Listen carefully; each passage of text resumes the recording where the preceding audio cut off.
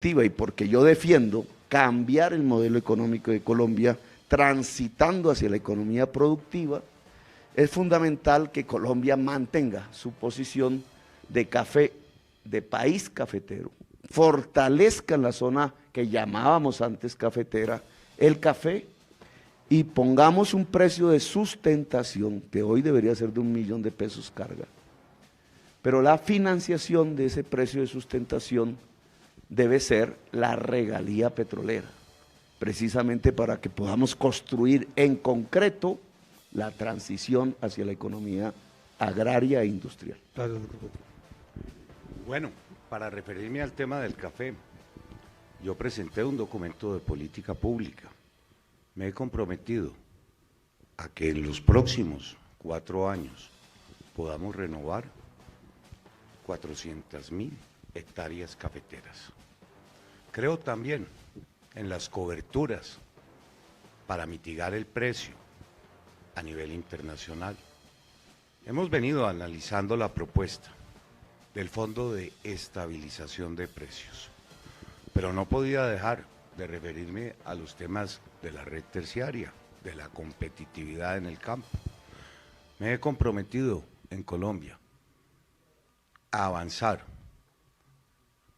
20 kilómetros en cada municipio de este país. Para el eje cafetero serán 232. Cenicafé requiere de mayor apoyo. Pero usted preguntó, Nicolás, que nos refiriéramos a muchos otros temas que bien valdría la pena mencionar, así fuera tangencialmente. El eje cafetero tiene un gran potencial en materia turística.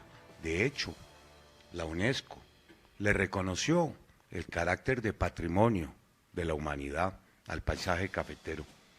¿Cómo podría incrementarse la mano de obra si pudiéramos mejorar el turismo de nichos, el turismo de naturaleza, el turismo del termalismo, el turismo del paisaje, el turismo de la salud?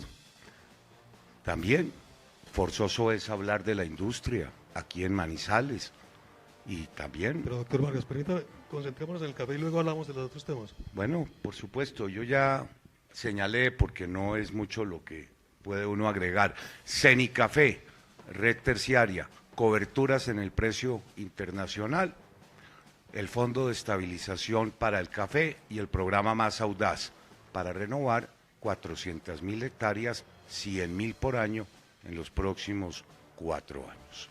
Doctor Humberto. Bueno, yo quiero hacer énfasis en los temas también de carácter social, porque es que suelen olvidarse. Dijéramos, mi experiencia como miembro que fui del Comité de Cafeteros, que nunca olvidaré, que me hace estar tremendamente comprometido con el gremio. Son 550.000 familias que dependen del café y además una organización sólida, democrática, es una cosa muy importante. Es el único gremio donde hay voto directo y así trabaja el gremio y así le responde a los cafeteros. Luego ahí hay un tesoro. Esto exige, por lo tanto, un tratamiento especial en condiciones de crisis como la que estamos viviendo. Yo estoy de acuerdo con la propuesta del Fondo de Sustentación, me parece que ya es una necesidad, y con un agresivo programa de renovación de los cafetales. Se están envejeciendo, se están llenando de plagas.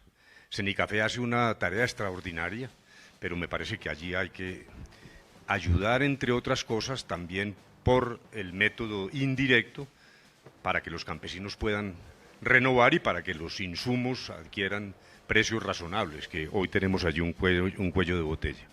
Pero también están los temas sociales. Los cafeteros están envejeciendo, no hay una generación de recambio de los cafeteros. En segundo lugar, también hay una queja de seguridad social, de pensiones. Son pequeñas parcelas, en promedio de 1.3 hectáreas, personas que realmente no tienen ningún tipo de seguridad.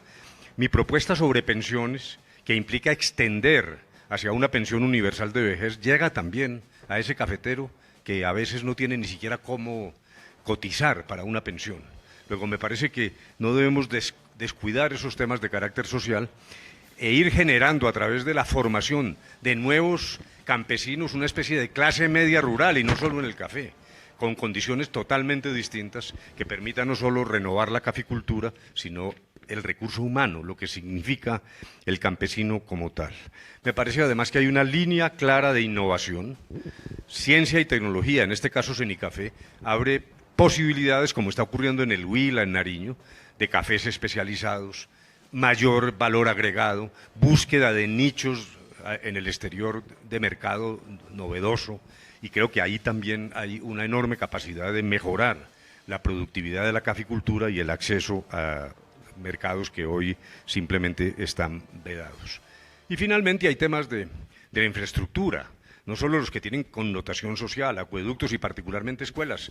El tema de jornada única tenemos que terminarlo, y me parece que hay algo que está ligado al café. Pero por último, vías terciarias. Las 4G de mi gobierno van a ser las vías terciarias. Muy bien, voy a juntar ahora como 3 preguntas en una, y no me perdonarían, están de Manizales, que nos vamos a aprovechar a todos ustedes para juntar 3 temas de infraestructura que son fundamentales, digamos, para el desarrollo de esta región. Uno, Aeropuerto del Café. O sea, nos gustaría que ustedes nos dijeran si al final del gobierno de ustedes vamos a ver despegando por lo menos un avión en la primera fase del aeropuerto. 2, hay otro anhelo que tenemos medio frustrado, que es el ferrocarril Buenaventura, La Felisa, que tiene un tramo que ha sido muy complicado de resolver. Y 3, hay también la necesidad, esa es una necesidad del país, de tener vías transversales que conecten el centro con el Pacífico, o sea, vías alternas al túnel de la línea. Hay una vía que pasa por Manizales, que pasa por Fresno y por el Páramo de Letras, que sería una vía que a nosotros nos parece que podría ser estratégica para el país. Entonces empiezo con usted, doctor Humberto, que fue el último, para que nos cuente de esas 3 cosas en particular, usted qué posición tiene. Bueno, primero sobre el aeropuerto, lo digo ahora y lo he dicho 1000 veces, y la última vez que estuve aquí hace pocas semanas lo reiteré. Yo sí tengo el compromiso con el aeropuerto, es que llevamos más de 40 años en esto, desde la época de Gustavo Robledo y Sasa, con alzas, bajas. Entre otras cosas, alguna vez el señor vicepresidente, el doctor Vargas, vino, reafirmó esa promesa en este gobierno, no se ha podido. Ese es un tema en el que siempre los caldenses estamos como a la espera de compromisos reales y no solo pues de promesas que no se cumplen. Hay unos problemas que arreglar, porque tampoco podemos ocultarlos. Hay glosas de la Contraloría por el orden de 60.000 millones, temas de corrupción que hay que limpiar de ese proyecto, pero yo me comprometo nuevamente, como lo he hecho siempre, en mi gobierno a terminar el aeropuerto. Yo estoy de acuerdo con que también está en deuda el ferrocarril a La Felisa, pero quisiera tomar la última parte de tus expresiones, Nicolás, porque me parece que en el tema de transversalidad hay algo extraordinariamente importante, y es el proyecto que arranca, primero, desde una visión multimodal, con la navegabilidad del río Magdalena, La Dorada, a partir de La Dorada, una vía transversal, cruzando la cordillera al norte de Cerro Bravo. Ese es un punto en el que la cordillera es muy baja y no muy ancha. Ahí se puede hacer un túnel que se puede denominar Cumandai, como se ha dicho, de tal manera que conectemos la región del río Magdalena con el Cauca, y eso nos permite llegar a Urabá. De tal manera que esa transversalidad no solo es una vía alterna a la línea, sino que realmente contribuye a una conexión que hoy no existe, porque siempre hemos venido trabajando por la ribera de los ríos del sur al norte. Esa es, dijéramos, una propuesta que algunos expertos en Caldas han hecho, que yo avalo y que me parece que tiene un sentido estratégico profundo, incluso que permite también que pensemos sobre el puerto de Tribugá, que es algo que también hemos venido alentando desde hace 30, 40 años. Ahí, dijéramos, una especie de prevención en Antioquia por los desarrollos en Urabá, donde el doctor Duque pudiera pronunciarse también sobre el tema de Tribugá, que es muy importante para los caldenses. Pues conservo el orden, si le parece, doctor Duque, para que... Y termina usted, que empezó con la primera. Yo quisiera seguir. Sí, señor. Tengo mucho que decir. Sé que el tiempo es limitado. 2 minutos. Bueno, ¿cómo no reconocer la gran autopista que avanza bastante bien? Y me refiero a Pacífico 3, que integrará la conectividad entre La Pintada y La Virginia. 1.6 billones de pesos. Cuando esta iniciativa concluya, los manizalitas podrán desplazarse en tan solo 2 horas a la ciudad de Medellín. Va a mejorar enormemente la competitividad, en el tramo que conduce al puerto de Buenaventura. Pero fueron muchas las obras que me correspondió a mí poner en marcha. En Manizales, la intersección de La Fuente, también el acceso a Villa María, San Marcel, y en toda la región pudimos materializar iniciativas. El Paso Nacional en Montenegro, la Tebaida Montenegro, la doble calzada al aeropuerto del Edén, ir a Quinchía, Virginia Sermanuevo, pero aún hay mucho por hacer. Mire, está firmado el contrato de una autopista 4G, Cambao-Manizales, no ha logrado su cierre financiero, carretera que integraría a todo el norte del Tolima con la ciudad de Manizales. Yo en mi plan de gobierno me propongo construir la transversal de Caldas, esa iniciativa por la que tanto han soñado, que comunicará a Manizales con La Dorada.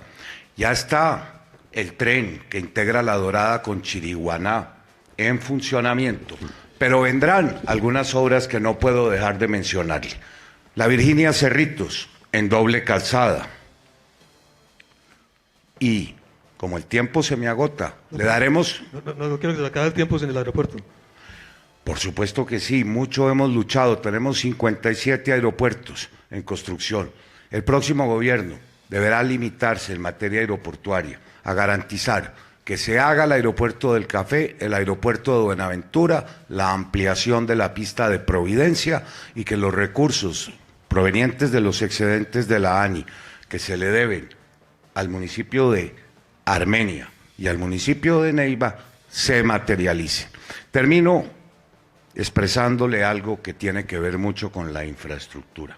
Vamos a darle continuidad a los ambiciosos programas que en materia de vivienda y agua potable pusimos en marcha. Miles de familias se beneficiaron y mi propósito para el eje cafetero y para todo Colombia es superar en un 100% el déficit habitacional de los colombianos más vulnerables. Gracias, doctor Germán. Gustavo. Yo, con el perdón suyo, no me quiero salir tan rápido del tema del café. Hablamos de un precio de sustentación, pero hay otra serie de temas que me parece que es importante que abordemos y discutamos públicamente. Una tiene que ser con la deuda social del Estado colombiano con quienes produjeron café en el siglo XX, hoy en la tercera edad. No tienen pensión. Ya no lo van a tener por un mecanismo como los fondos privados de pensiones. El Estado tiene que generar una partida destinada exclusivamente a la pensión de cafeteros, que fueron la base de la riqueza colombiana durante todo el siglo XX. Discúlpame. No, perdóname, es que más adelante vamos a hablar de todos estos temas de desarrollo social. Si me vuelves al tema del café y me lo anuncias, si no, no quiero perder la oportunidad, porque hay un segundo elemento que me parece fundamental que se discuta.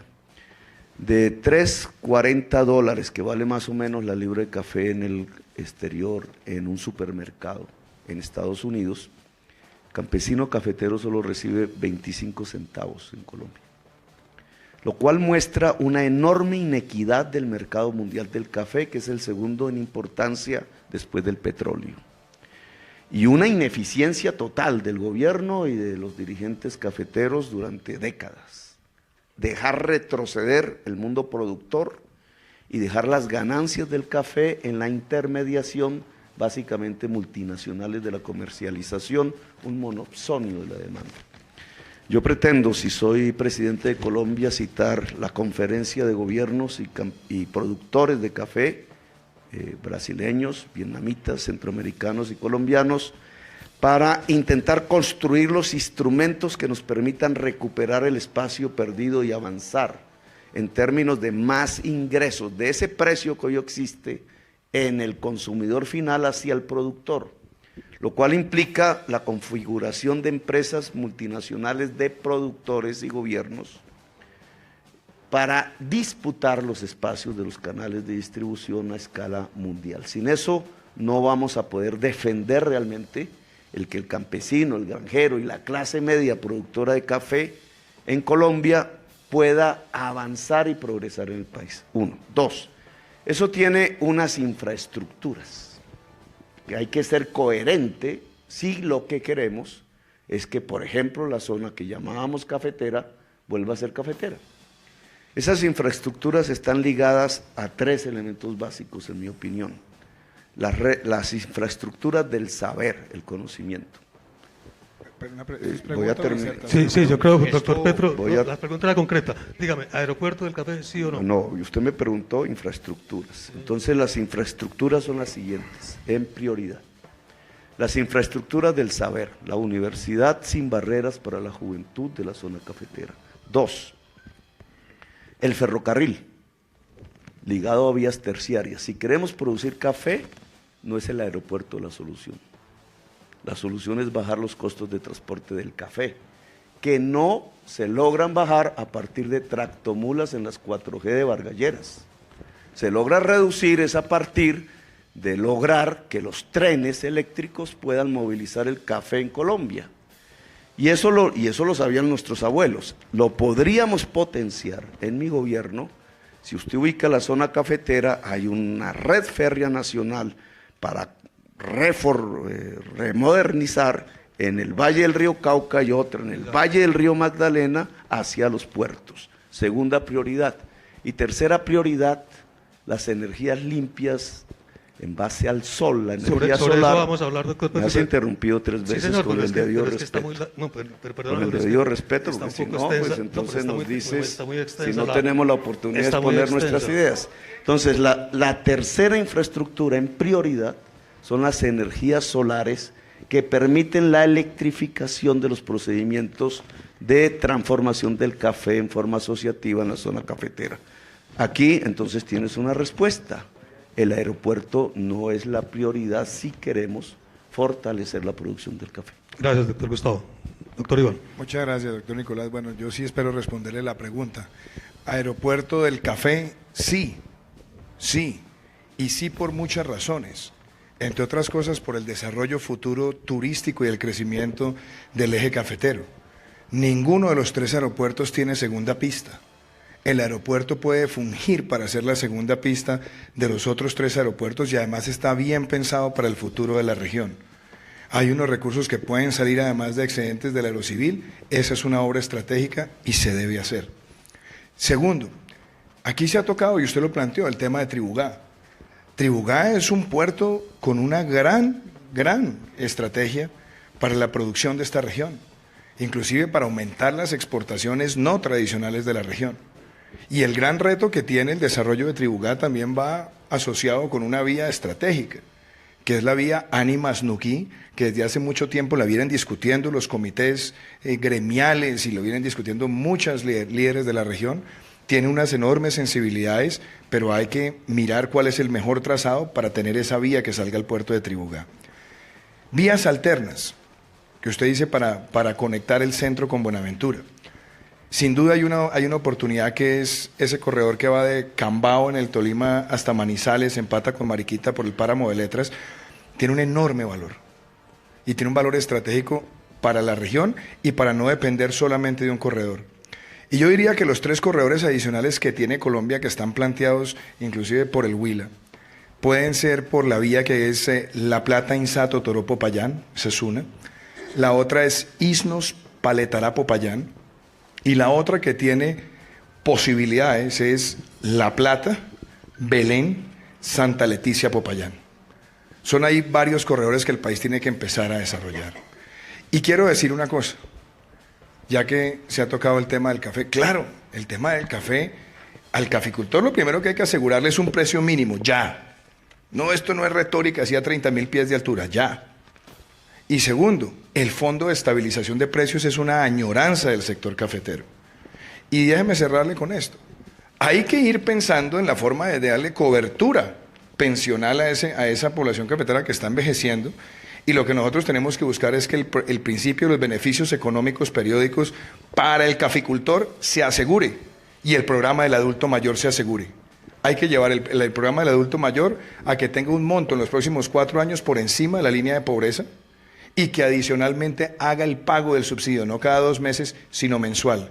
Eso nos ayuda también a eliminar la indigencia, donde está mayor concentración de pobreza, y adicionalmente darle mayor cobertura futura al caficultor que no ha cumplido las 1.300 semanas. Gracias, doctor Iván. Va a cambiar un poco el tema. Tengámonos un poco para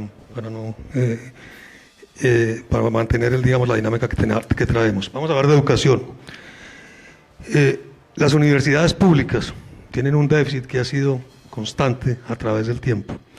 Quiero que me cuenten cuál es su propuesta para solucionar ese problema, y ahí les cuño otra para aprovechar, y es si el programa de Ser Pilo Paga va a tener continuidad en el eventual gobierno de ustedes. Empiezo con el doctor Germán.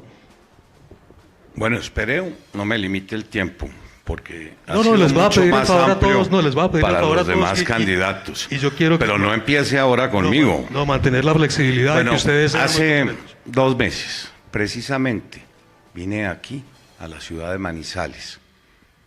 La escogí para lanzar mi documento de política pública sobre el sector de la educación. Qué gran esfuerzo el que han hecho aquí en Manizales y en Caldas por convertirse en un piloto para la educación en Colombia. Tienen ya 11 centros universitarios, 30.000 muchachos cursando estudios secundarios. 3.500 personas han encontrado una oportunidad de tener un empleo de alta calidad. Todo eso hace que en materia de educación, de ciencia y tecnología, hoy Manizales sea un referente. Queremos que esto siga siendo así, aumentando los programas, avanzando en el bilingüismo, más instituciones de alta calidad, más grupos de investigación.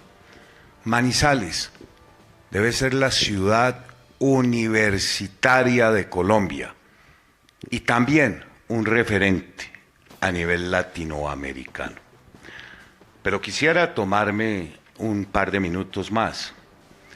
Es necesario avanzar en la cobertura del programa que le brinda una atención integral a los niños de 0 a 5 años, en salud, en educación, en nutrición, en acompañamiento.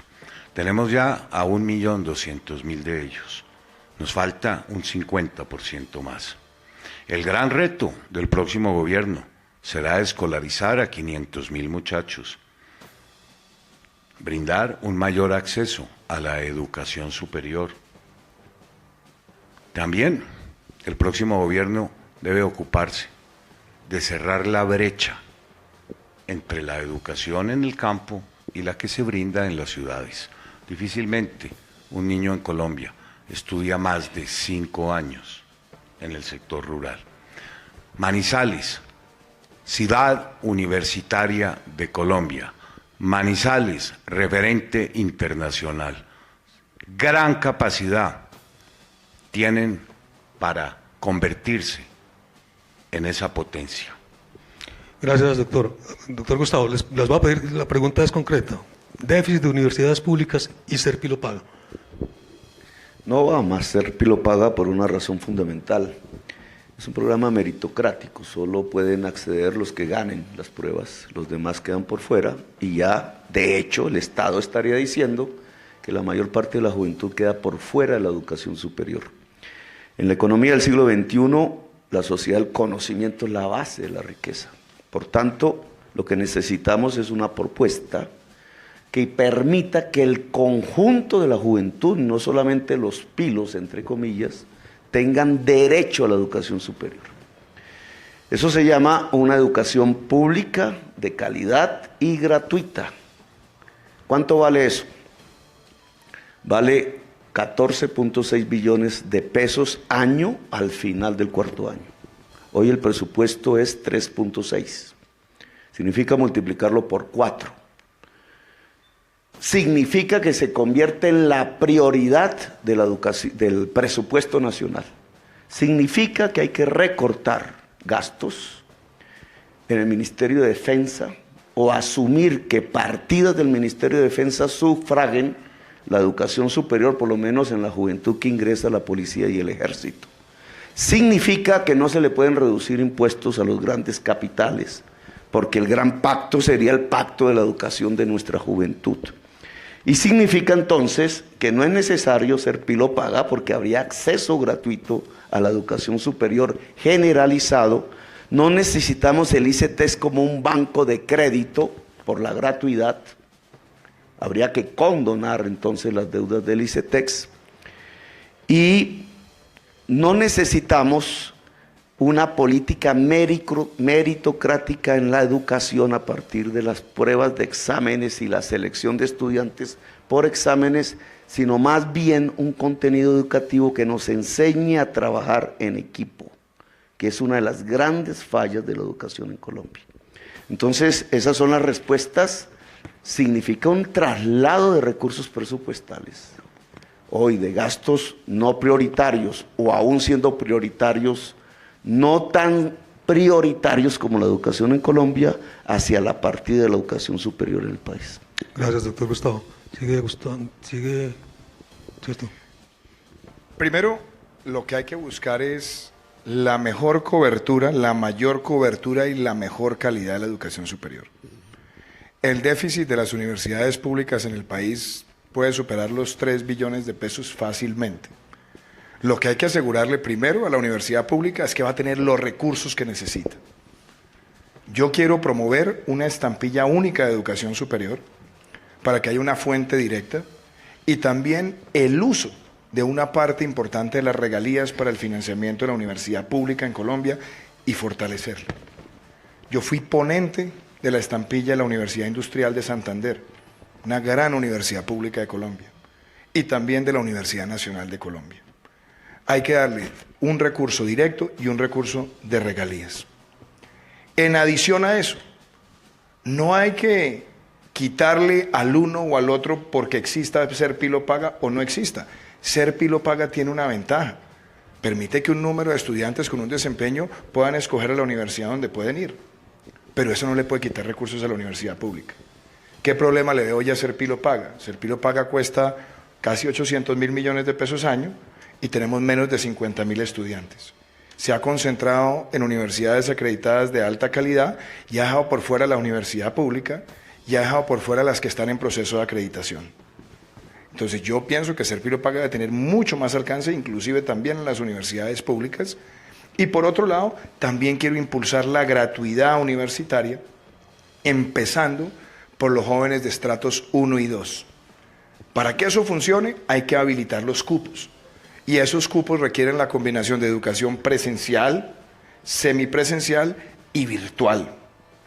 Esa es la forma donde le vamos dando ese impulso al programa para por lo menos habilitar cerca de 400 o 500.000 cupos nuevos año, porque se necesita también la infraestructura.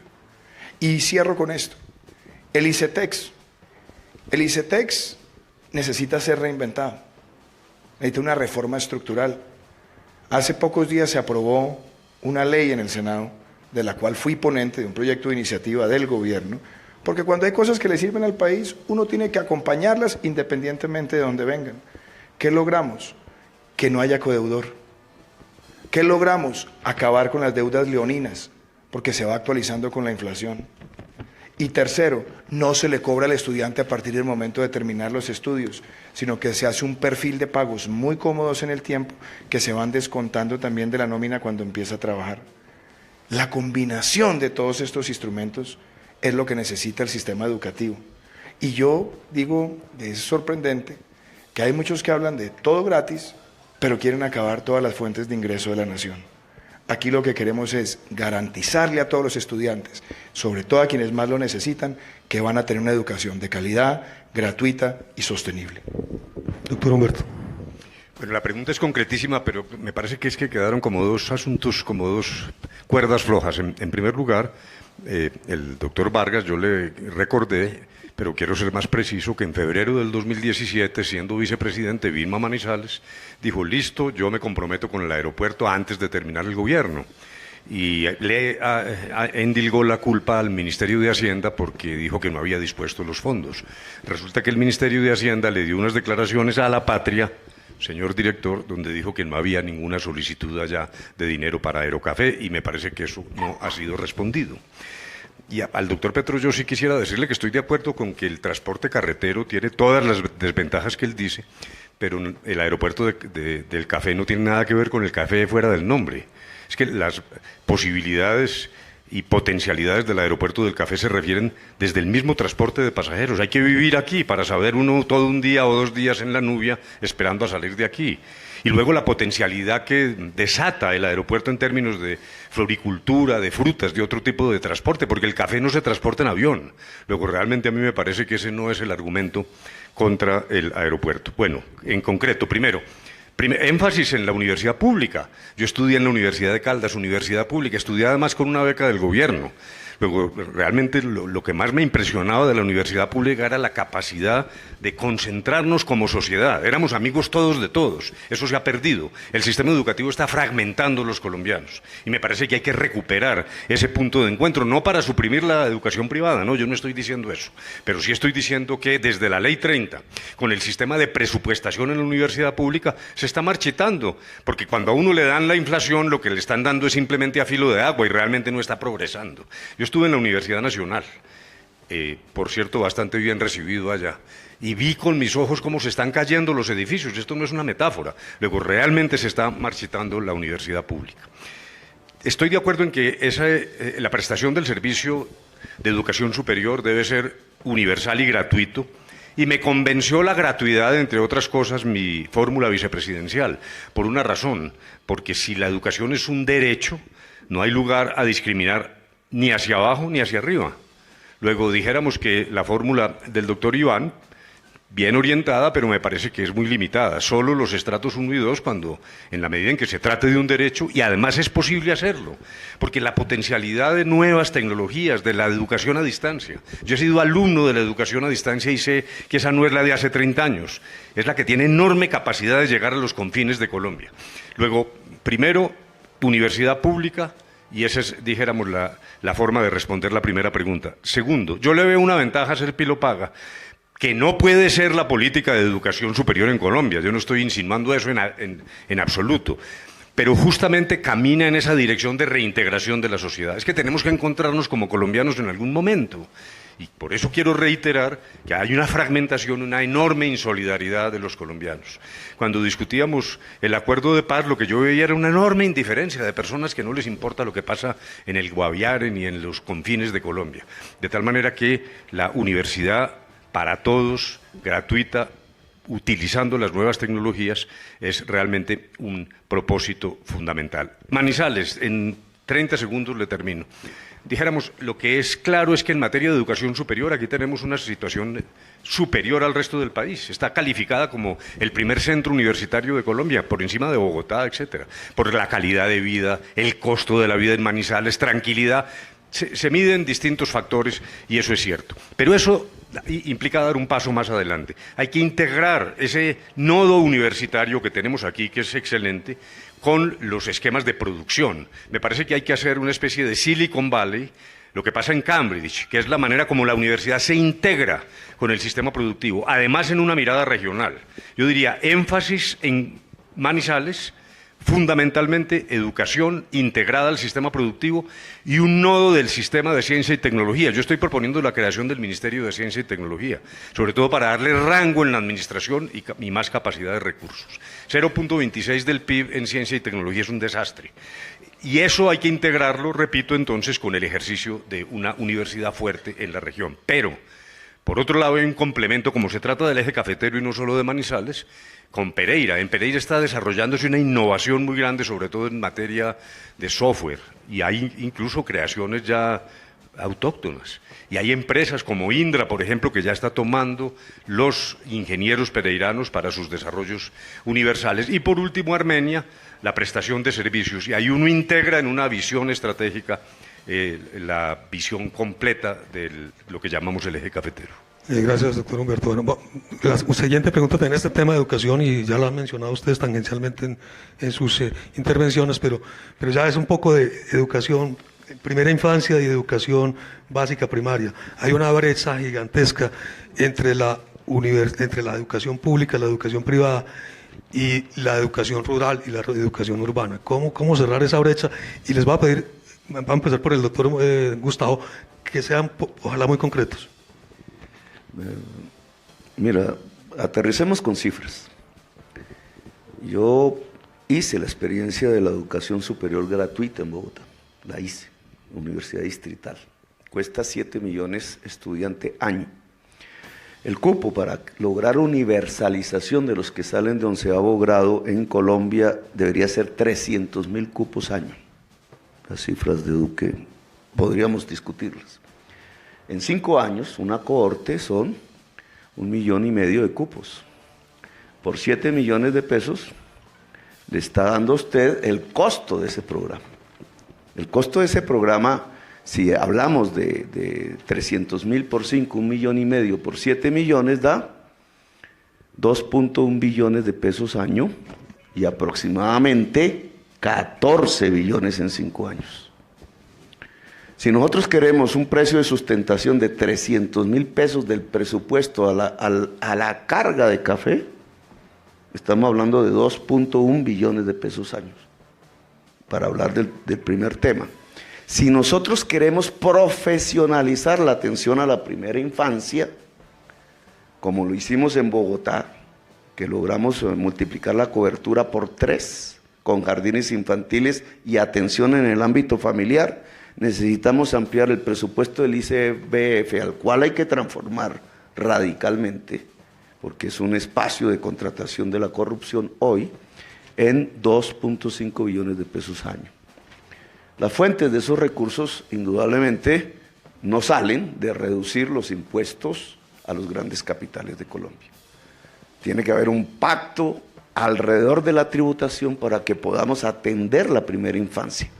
La principal política de ciencia y tecnología de un país consiste en atender integralmente la primera infancia, porque es allí donde se desarrolla el cerebro humano y el amor por la búsqueda, por el saber. Yo quería aterrizar estas cifras porque se habla mucho y resulta que eso hay que financiarlo. Se puede financiar, y admito y me alegra que la mayoría de los candidatos presidenciales hayan hecho consenso con mi propuesta de una educación pública superior gratuita, pero eso vale aumentar en el presupuesto nacional 14 billones de pesos el presupuesto de la educación superior. Yo estoy dispuesto a hacerlo y muestro los mecanismos. Tiene que acabarse las exenciones tributarias en Colombia, tiene que gravarse las remesas de utilidades de empresas al extranjero, incluidas paraísos fiscales, tiene que gravarse la gran extensión rural improductiva en Colombia. Tenemos que quitar una serie de gabelas tributarias construidas a través de la ley para poder financiar el que toda nuestra juventud pueda acceder a la educación superior y que la primera infancia, sobre la cual se hay un tratamiento integral y profesional, es la principal política de ciencia y tecnología y la principal política de seguridad nacional, porque esa es la nación dentro de 20 o 30 años, implica un esfuerzo presupuestal que, si los colegas dicen van a disminuir impuestos en las altas capas del capital en Colombia, simplemente nos están diciendo mentiras.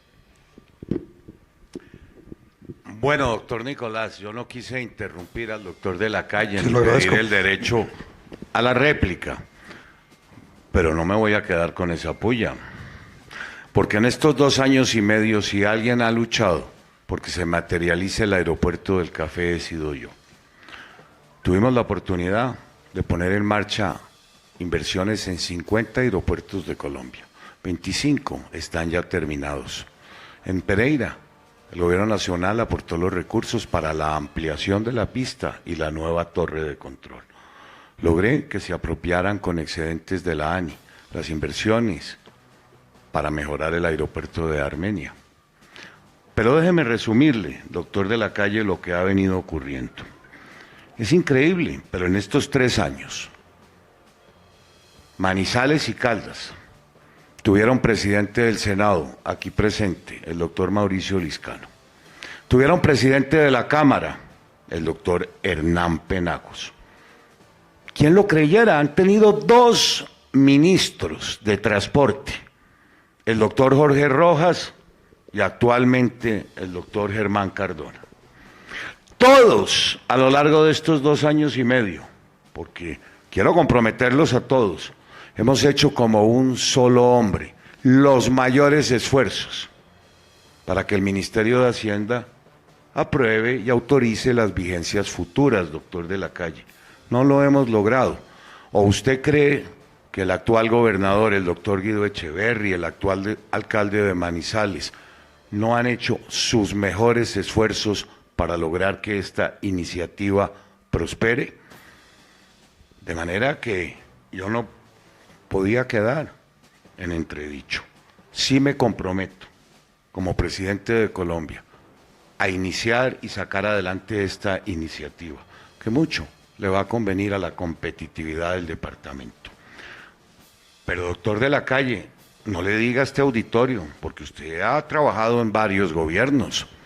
Lo hizo en el gobierno de Virgilio Barco, lo hizo luego en el de César Gaviria, estuvo presente en el gobierno del doctor Andrés Pastrana, fue vicepresidente de Samper y tiene gran influencia con el doctor Santos.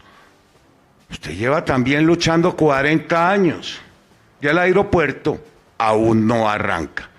Yo tomé esta iniciativa tan solo hace 2 y como presidente de Colombia lo voy a materializar. Ahora sí, perdóneme, le contesto su pregunta. Yo ya me referí en los temas de educación. Este gobierno, uno de sus grandes logros es el haber avanzado en la gratuidad en materia de educación básica. Ahora, coincido con ustedes, queremos extenderla a la educación superior. Este gobierno dejó 1.200.000 niños en el programa de atención integral, no el tradicional del Instituto Colombiano de Bienestar Familiar. Se aumentaron enormemente las coberturas. Ahora hay que hacer un mayor esfuerzo por mejorar la calidad y la pertinencia de la educación.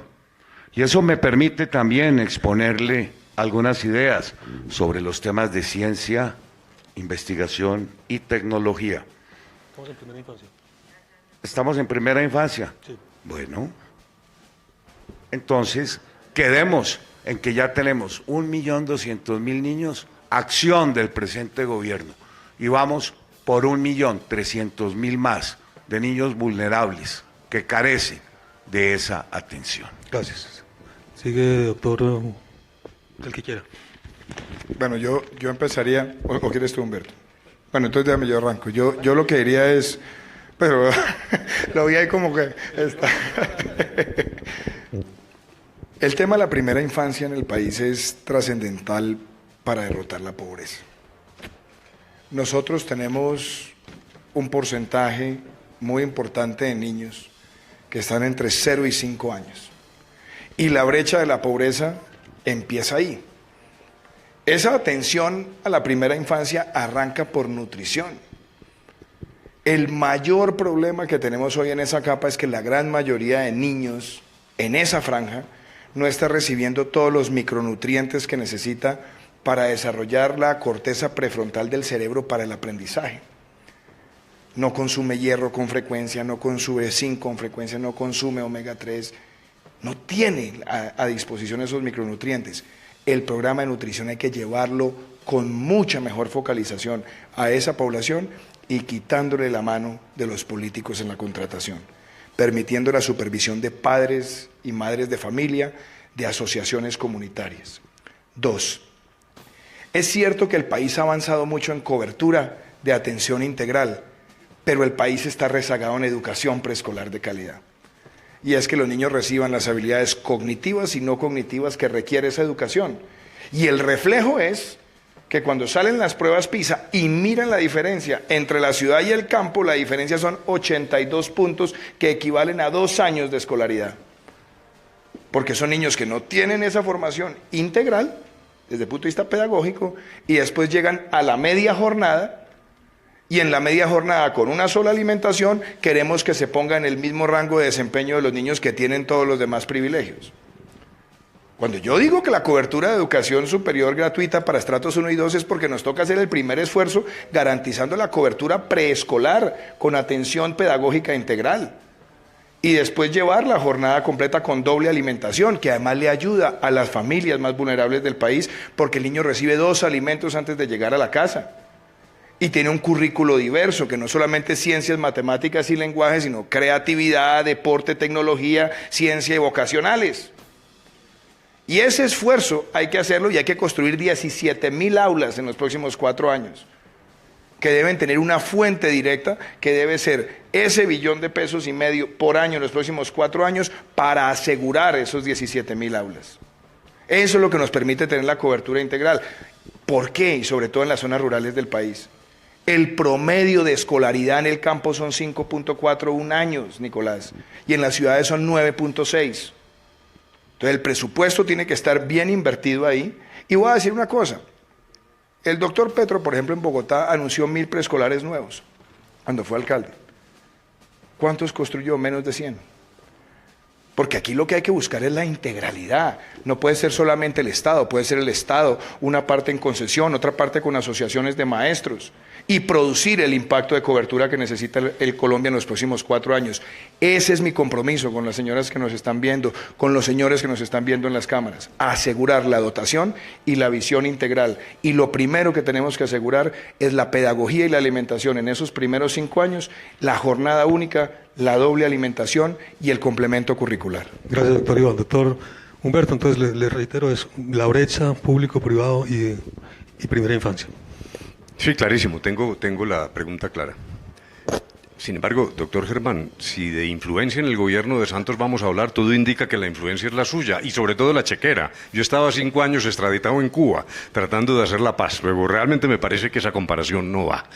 Yo quiero decir lo siguiente, usted está preguntando por cerrar brechas. Y son 2 tipos de brechas, la de la educación privada de calidad y la educación pública con niveles inferiores, y eso está, repito, rompiendo a los colombianos. Ese es un tema extraordinariamente grave, porque no es solo calidad, cobertura, sino la mirada de las brechas, que es la que usted ilumina ahora con su pregunta. Y la segunda es, pues, la ciudad-campo. Lo primero es, mi lema de campaña es primero los pobres. Entonces, claro, siempre hay quien hace oposición y dice que eso es un eslogan y que seguramente es una frase de campaña. No, eso lo he dicho con toda responsabilidad. Cuando digo primero los pobres es que me parece que la manera de conducir la inversión pública debe empezar de allá para acá, al revés de lo que estamos haciendo ahora. Ejemplo, programas de nutrición que son necesarios, ya lo han dicho todos y no lo voy a repetir, particularmente en la educación en primera infancia. Hay que ir a las regiones más deprimidas y regresar a las menos afectadas, y no un poco al revés, que es lo que estamos haciendo ahora.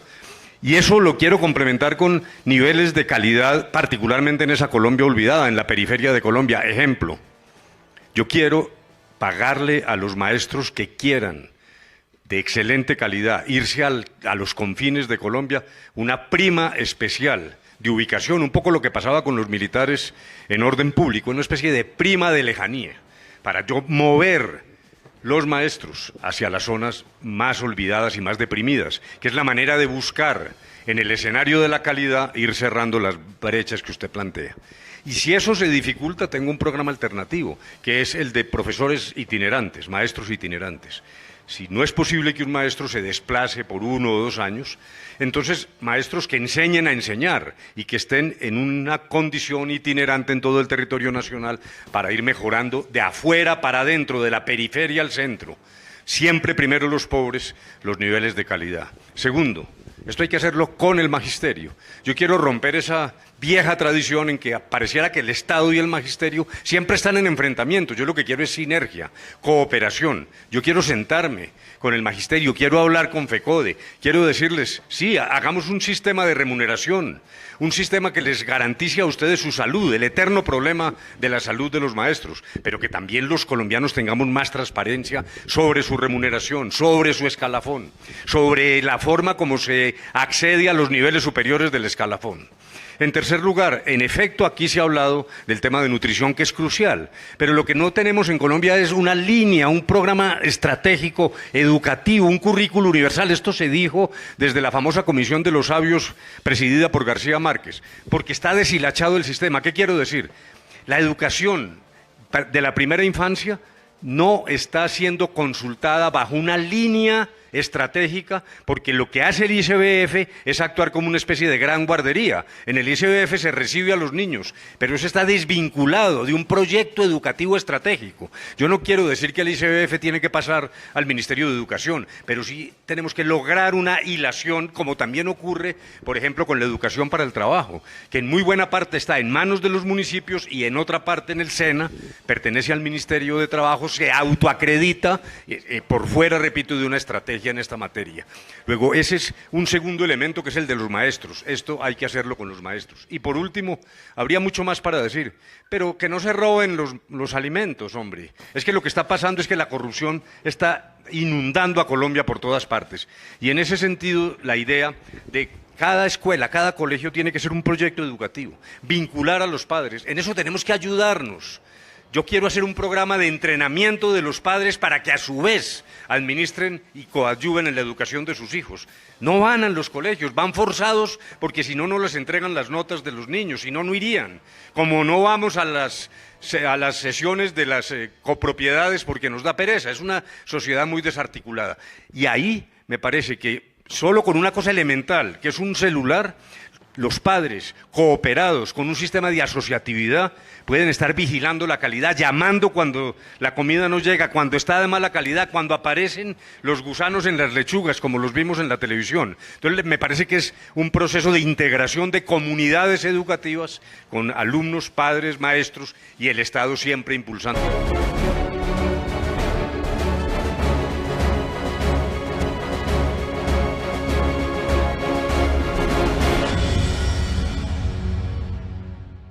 Doctor Humberto, ya para ir cerrando, porque entiendo que ustedes tienen compromisos adicionales y reiterándoles el agradecimiento por estar acá en Manizales, quiero hacer una pregunta un poco positiva. Todos ustedes conocen el eje cafetero, han venido muchas veces, y todos, a fuerza de oírse en los debates, han escuchado las propuestas de los demás. Quiero que nos digan qué del eje cafetero creen que se debe replicar en el país, cuál es el ADN de aquí que ustedes dicen, hombre, aquí hay una potencial importante que podemos replicar en el país. Y por otro lado, que me digan de las propuestas de los demás, de sus compañeros de contienda, ¿cuál les gusta? Una propuesta, no tienen que votar por él, pero ¿hay alguna propuesta en particular que diga, esta cosa de pronto me gustaría implementarla? Doctor Petro, empiezo con usted. Bueno, me toca una réplica porque la sincronizo con su pregunta. Mire, doctor Duque, en Bogotá nosotros aumentamos la cobertura integral a la primera infancia de 90.000 niños a 270.000, aun cuando el ICBF retrocedió en 30.000 sus cupos. Y lo hicimos en dos ámbitos. El ámbito institucional, que es lo que se llama el jardín infantil, para mayores de 3 a 5 años, abrimos 1.400 aulas. Lo que pasa es que usted tiene que contar las estadísticas de Secretaría de Integración con Secretaría de Educación para hacer las cuentas bien. 1.400 aulas ya es buena parte de lo que usted propone hacer como aulas en la nación. Esas 1.400 aulas incluso tuvieron tecnologías nuevas, por eso usted cuando habla de construir también se equivoca. Instalamos jardines infantiles en 3 meses. Tecnologías nuevas, de última vanguardia, que permiten instalar un jardín infantil en 3 meses, con mejor confort que el jardín infantil construido. Pero además arrendamos, además hicimos varios métodos para lograr que esa primera infancia tuviera atención. Tiene usted razón en que el problema está en la desnutrición. Y para ponerlo en términos más sencillos, el niño desnutrido entre 0 y 5 años se come el cerebro para sobrevivir y pierde permanentemente su capacidad de no haber sido desnutrido para pensar, para racionar. El 17% de los niños en Colombia están desnutridos. Nosotros llegamos en Bogotá a una cifra que a mí me enorgulleció. En Bogotá no muere ni un niño de hambre, pero aún falta por hacer. En La Guajira fue al contrario. ¿Por qué en otras regiones es al contrario?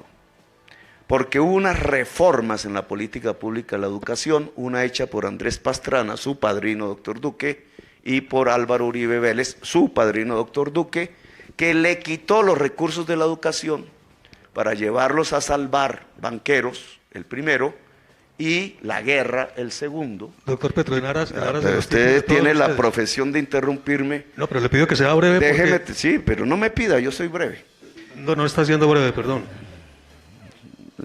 por favor. Y eso significa que al reducir los recursos corrientes de la educación, quitando el artículo de la Constitución del 91, produjeron la media jornada, por eso no tenemos jornada única, produjeron la desfinanciación del preescolar, rechazaron el artículo constitucional de 3 años obligatorios de preescolar y pusieron el sistema educativo colombiano en la peor de las circunstancias. Entonces, si usted está de acuerdo en que hay que nutrir los niños para educarlos y que la educación puede llegar a ser gratuita, incluso en su escala de educación superior, lo primero que hay que hacer es derogar la reforma constitucional que el presidente Álvaro Uribe Vélez impuso en el Congreso de la República y que le quitó los recursos a la educación, condenando a la niñez a la desnutrición. Ahora, usted me dice qué me gusta de los candidatos en sus programas. Indudablemente le reconozco a Humberto de la Calle su esfuerzo por la paz. Y en ese esfuerzo del posconflicto, a mí sí me gustaría tener su colaboración, si soy presidente, no por irrespeto, sino si la decisión popular llegase a premiarme, me gustaría tener su colaboración en asuntos de paz. El doctor Duque tiene que, me gustan varias de sus propuestas que ahora usted mismo rechaza. Su propuesta salida de la experiencia bogotana de los CAMAT alrededor del consumo de drogas y el tratamiento no policivo que presentó al Congreso, me parece importante. Me parece importante que podamos hacer un frente común en relación a recuperar los recursos de la educación para la gratuidad y para la primera infancia. Del doctor Germán Vargas Lleras, que se ha, digamos, en la política de hábitat, vivienda, que desarrolló como vicepresidente, solo le agregaría una condición: en vez de que fuese de vivienda, debería ser de hábitat, lo cual podría ser que esos planes de vivienda se construyeran no en lugares remotos donde la gente no tiene dónde comer, o en lugares de alto riesgo, como sucede en este momento en Bogotá, donde la gente se puede inundar. Cuando uno traslada la política de vivienda a hábitat, ya tiene que reconocer esos factores que son claves en una política de construcción de vivienda. Muchas gracias, doctor. Iván. Bueno, muchas gracias. Primero, de nuevo a la pregunta, ¿qué me gusta del eje cafetero? A mí me gusta del eje cafetero muchísimas cosas. Me gusta la cultura de laboriosidad, que me parece algo importantísimo para seguirla promoviendo en todo el país. Me gusta la forma en la que el eje cafetero ha ido conectando el paisaje cultural cafetero con la oferta turística y al mismo tiempo complementándolo con algo que venimos promoviendo hace tiempo, que es la economía naranja. La cultura, las artes, la música, el folclore, la artesanía. Me parece que es algo importantísimo y el deseo de muchos de preservar la arquitectura ancestral cafetera y convertir eso en un elemento de patrimonio para Colombia y para el mundo. Eso me parece que es algo que recojo y que nos sirve de experiencia en otras regiones del país. ¿Qué rescato de los candidatos? Me gusta la aproximación de Vivian Morales, por ejemplo, frente al tema de justicia. Hemos compartido muchas ideas sobre cómo fortalecer las primeras y las segundas instancias. Me parece que eso es importante. Me parece que Humberto, por ejemplo, en algunos temas en los que ha abordado problemáticas específicas, por ejemplo, en el caso de salud y particularmente en hacer un monitoreo de cómo están operando todos los aseguradores, es algo en lo que coincidimos y me parece que ahí hay elementos positivos. De Germán, por ejemplo, que le he visto cosas interesantes, me ha gustado la forma en la que ha abordado temas del deporte de alto rendimiento.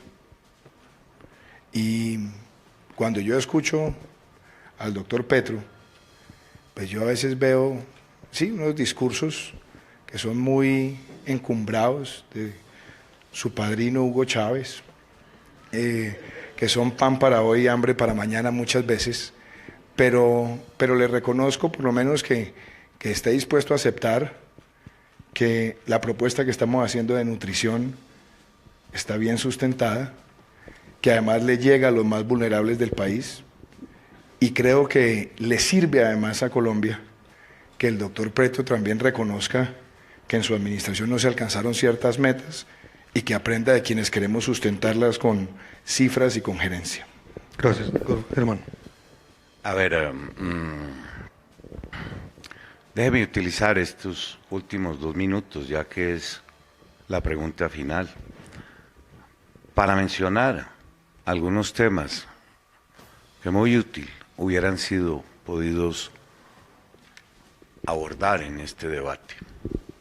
Yo he venido numerosísimas veces a los 3 departamentos del eje cafetero. Ya tratamos los temas de café.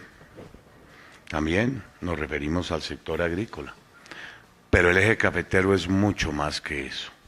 Usted me interrumpió cuando yo abordaba un tema que era el del turismo.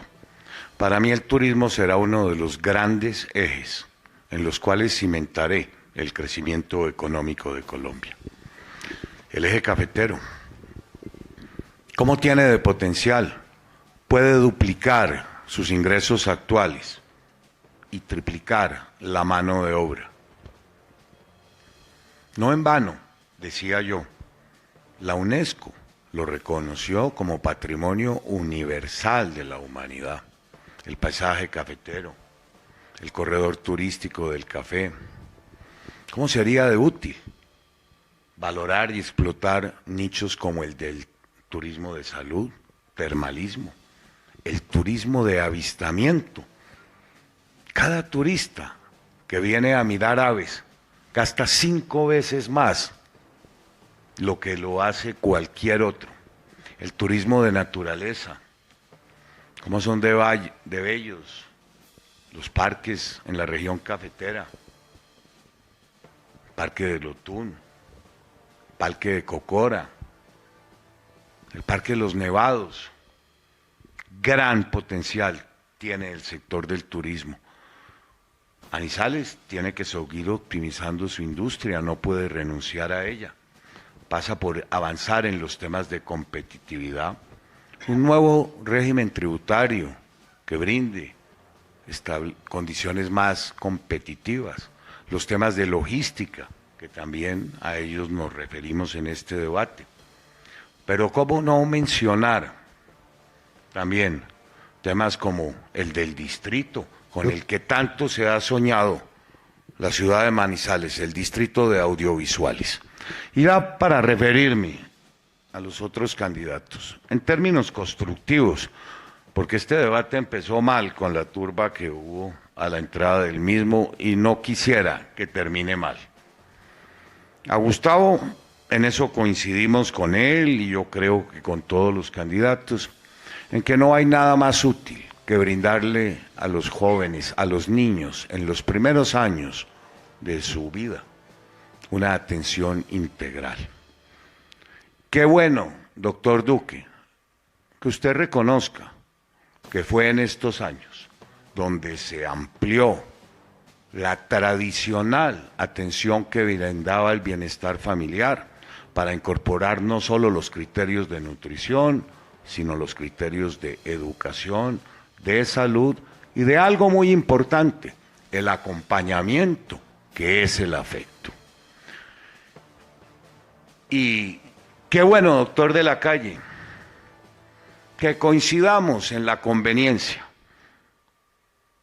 de que Manizales Caldas necesita el aeropuerto del café. Le aclaré su puya, pero es que yo no me he ocupado de este tema sino hace 2 años y medio, pero que sea un gran propósito. Eso ha unido al departamento de Caldas. Las regiones a veces se fijan un objetivo que los une, que los integra, indistintamente de los partidos, de los sectores, que hoy quede ese gran compromiso por el que Telecafé ha luchado tanto y ustedes también lo han hecho en el periódico de La Patria. Mil gracias a todos. Menos mal que este debate termina en unas condiciones bastante civilizadas. Buenas noches a todos. Doctor Humberto, su turno. No, falta el doctor Humberto. La pregunta primera es ¿qué del eje cafetero uno debería llevar hacia otras latitudes? Y yo diría, primero, la capacidad que ha tenido Manizales como centro universitario de articularse. Incluso esto viene de antes. Hubo un tiempo que había una fundación que se llamaba FICDUCAL, de todas las universidades, y que es el germen de lo que se está haciendo ahora en términos de integración interuniversitaria, pero que yo quiero dar el paso adelante de vincularlo también a esa especie de Silicon Valley que yo propongo para el eje cafetero. Y me parece que ese es uno de aquellos aspectos que debería replicarse en el resto de Colombia. Y el segundo, naturalmente, es su gente.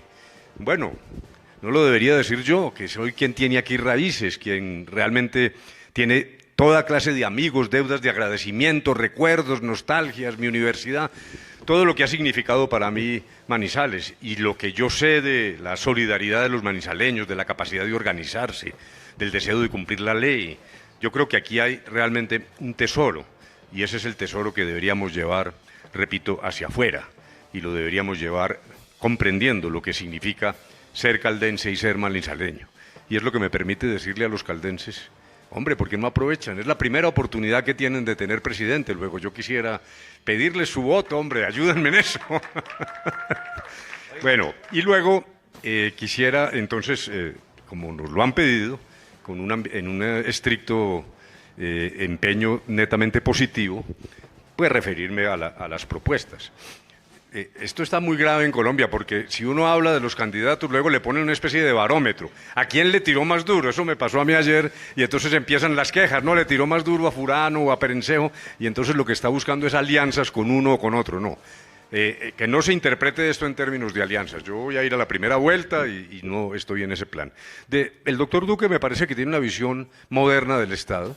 Yo comparto su idea del emprendimiento, de lo que significa un Estado más sencillo, que llegue más directamente en términos de lucha contra la informalidad, que es un tema estructural de fondo. Tengo diferencias con él, porque me parece que es legítimo también decir en qué tenemos diferencias. En primer lugar, ya he dicho varias veces que su idea de fusionar las Cortes me parece que es un error, que es un paso atrás. Yo creo que eso terminará afectando la tutela. Y en materia rural, él tiene un modelo de ruralidad que yo no comparto, pero que es legítimo sencillamente en un ejercicio democrático. El mío arranca del campesino, no desconoce la potencialidad de la agroindustria. En algún momento el doctor Duque dijo que mi idea era paternalista. No, no lo es. Yo lo que quiero es desatar las fuerzas creativas del campesino, pero no olvidarlo. En segundo lugar, yo le reconozco a Germán Vargas, primero, su valentía. Germán Vargas es, dijéramos, una persona que ha afrontado enormes dificultades y también su capacidad de gestión. Eso me parece que es indiscutible y hay programas donde realmente se ha destacado, todo lo que tiene que ver con infraestructura, vías públicas, viviendas. Yo tengo ideas distintas. Yo he dicho que ahora es el momento de las vías terciarias, he dicho que es el momento ya no de la vivienda para convertir en propietarios muy lentamente a los ciudadanos, sino los grandes programas de arrendamiento social que me parece que resuelven el tema del déficit más rápidamente. Yo le agradezco a Gustavo Petro su mención sobre el tema de la paz, que también es recíproca, porque siempre he dicho dos cosas sobre Petro. Uno, que hay que agradecerle el apoyo que ha hecho a la paz. Y dos, que es un error de la clase dirigente colombiana estigmatizar a Petro. Me parece que ese es un error. Desde el señor Ordóñez, que utilizó su cargo para perseguir a la gente, se comenzó a cometer ese error. Eso no debe ocurrir. En materia rural, yo comparto algunas de las cosas, no todas, pero yo sí estoy en la línea de la reforma rural integral, del acceso a los campesinos, coetáneamente, porque hay tierra para todos con los desarrollos agroindustriales, pero una política rural debe comenzar por estabilizar el campo, brindar acceso, no dejar para después una asignatura pendiente que la clase dirigente colombiana por miopía no ha cumplido, con ilustres excepciones, como la del abuelo de este señor, que se llama Germán Vargas Lleras, a quien yo le tengo que reconocer que trabajó a fondo con la reforma agraria. Se opusieron los antecesores de los que hoy se oponen a la reforma rural. Si ustedes lo miran bien, es la misma radiografía de Colombia, y eso lo tengo que reconocer en cabeza de Carlos Lleras. Muchas gracias. Gracias, doctor Humberto. No me parece, les va a proponer un minuto para que cierre cada uno. Yo no necesito un minuto. Bueno, lo que le quiero pedir una frase de cortesía, que no sé que no los molestará. El doctor Iván Duque me señaló de mi preocupación por el deporte. Yo quiero hoy comprometérseme con el eje cafetero a que los Juegos Nacionales del 2023 tengan como sede a estos 3 departamentos. Lo había olvidado, lo quería recordar. Listo, muchas gracias. Si ustedes quieren cerrar. Bueno, yo lo que pensaría decir para finalizar en este minutico que usted nos brinda es esto. Colombia necesita pasar páginas, páginas de la vieja política, páginas de la política del odio, y tenemos que mirar hacia el futuro. Colombia necesita hoy legalidad, y es que todo el que cometa un delito, sin importar su ideología y de dónde pertenezca, debe tener una sanción ejemplar. Que nosotros enfrentemos la corrupción con determinación y que nosotros devolvamos los valores a la sociedad colombiana. Este país necesita emprendimiento, que los micros, los pequeños, los medianos, los grandes puedan construir el anhelo empresarial, los campesinos, los caficultores, y que tengamos una agenda de equidad donde derrotar la pobreza sea efectivo con una salud y una educación de calidad sostenible, no a base de discursos vacíos, y que nosotros le demos a la cultura el papel que se merece en el desarrollo de Colombia para cerrar las brechas y motivar al país hacia el futuro. Yo quiero ser su presidente, señor y señora que está en su televisor. Quiero gobernar con todos los colombianos y decirles que el futuro que queremos es para todos. Gracias, doctor Iván. Doctor Humberto. Pues yo quiero ser presidente porque tengo un sueño, el sueño de una Colombia más justa, el sueño de una Colombia que recupere la que se nos quedó atrás, las 1000 Colombias, las que hemos olvidado, la que yo llamo la Colombia invisible, y eso se llama luchar contra la inequidad y la injusticia. Haber terminado el conflicto con una de las guerrillas y terminarlo ojalá con todas es la oportunidad para que ese tema que estaba ahí aparcado en el congelador y que no queríamos enfrentar, es el momento de hacerlo. El sueño de una mayor justicia, trabajando en un proceso incansable de transformación social. Pero ¿por qué ese sueño, lo repito aquí y lo digo con tanta vehemencia? Porque eso lo aprendí aquí. Estaba entrando a este salón y me abordaron mis compañeros de estudios. Voy a dar un nombre, Guillermo Mejía Gutiérrez, y me dijo, recuerde, yo creé el primer bachillerato nocturno gratuito en Colombia cuando era estudiante, cuando estaba estudiando Derecho, y lo hice para tenderle la mano a las personas que no tenían cómo estudiar. Primer bachillerato nocturno gratuito de Colombia. De la misma manera que con mis profesores me iba a trabajar en lo que hoy se llamaría vivienda social. Yo aprendí eso aquí. Eso fue lo que aprendí de ustedes, de mis amigos, de mis compañeros, de lo que significa Caldas. Y quiero ser presidente para eso, para una sociedad más justa y en paz. Gracias, doctor Humberto. Doctor Gustavo. Sí, mire, el café... Bueno, no, es que creí que me había saltado. No, tranquilo que ya va a tener la oportunidad. Bueno, él quiere que tú finalices, entonces... Si quiere, le cedo No, el turno, tranquilo, Gustavo tranquilo. nos ha prevenido. No, si no, quiere, no, tranquilo. haga usted uso del último segmento. No se preocupe. Bueno.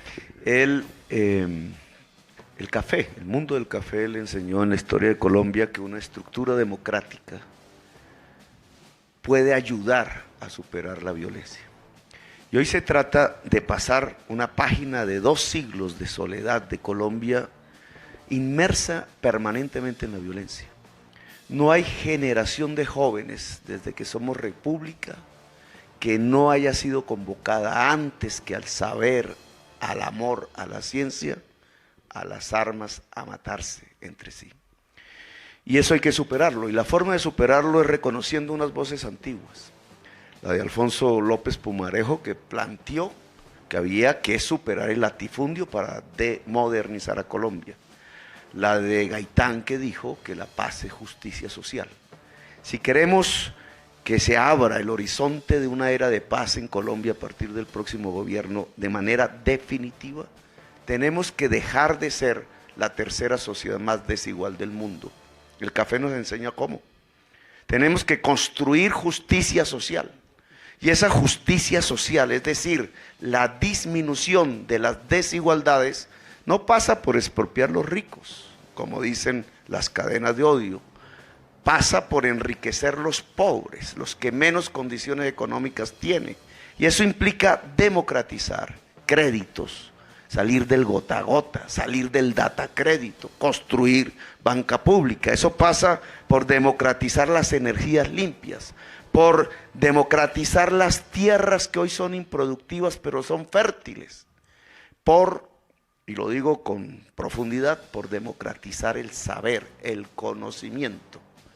Ojalá la zona cafetera pueda ser la primera zona del país que podamos en los próximos 4 años decir con certeza, es la zona del conocimiento en Colombia, porque esa será la base no solamente de una democracia multicolor, sino de abrir una era de paz. La era de paz que comienza con la Colombia humana y con el gobierno de Gustavo Petro a su servicio. Gracias, muy amables. Gracias a usted, doctor Germán. Aún no me pasa la roncha de lo del aeropuerto del café. Bueno, siga de rascar. Déjeme recordarle también aquí a todo el departamento que yo, el primer nombramiento que hice fue llevarme a Luis Fernando Mejía, para ese entonces gerente del aeropuerto del café, a que me manejara la dirección de infraestructura. Pero bueno, ya cerremos este segmento. Mi modelo para el desarrollo del país se enfoca en los problemas que más interesan a los colombianos. Venimos planteando una reforma tributaria que le recupere a este país condiciones de competitividad. Esa reforma tendrá como pilar fundamental para lograr un mayor crecimiento al sector agroindustrial, al sector del turismo, al sector de la vivienda, donde nos proponemos superar en un 100% el déficit habitacional de Colombia, de las personas más vulnerables. Tiene también como meta terminar el cúmulo de obras que van a cambiar la competitividad y la logística de este país. Y tiene, doctor Petro, propósitos muy claros en el sector mineroenergético, no como usted los entiende. Tenemos a 1,5 millones de colombianos a los que tenemos que llegar con el servicio de gas domiciliario. Aún más de 1 millón de colombianos no gozan del servicio eléctrico. Soñamos con un país que permita recuperar 48 años que se han perdido en materia de desarrollo agrícola. Para el año 70 este país no importaba 1 kilo de alimentos. Hoy lo hacemos en 15 millones de toneladas. Para el año 70 el sector agrícola contribuía al crecimiento nacional con un 36%. Eso se ha reducido a un 6%. Yo sueño con un país que pueda avanzar en materia de formalización del empleo, que genere millones de empleos en los próximos años. A lo largo de estos meses he presentado 25 documentos de política pública que los invito esta noche a que los consulten. Están en la fundación, en la página web Fundación Carlos Lleras. Los invito a que los miren, nos hagan sus aportes, sus comentarios, también sus críticas. Mil gracias por esta oportunidad. Muchas gracias, reitero las gracias a todos ustedes Y a las personas que hoy asistieron al teatro, pues nuestras disculpas por el cambio de formato, pero yo creo que nos salió mucho mejor así y pudieron ustedes de manera tranquila exponer sus ideas. Muchas gracias. Gracias. Expresión de lo nuestro. ¿Tienes una pregunta, queja, reclamo, sugerencia o felicitación?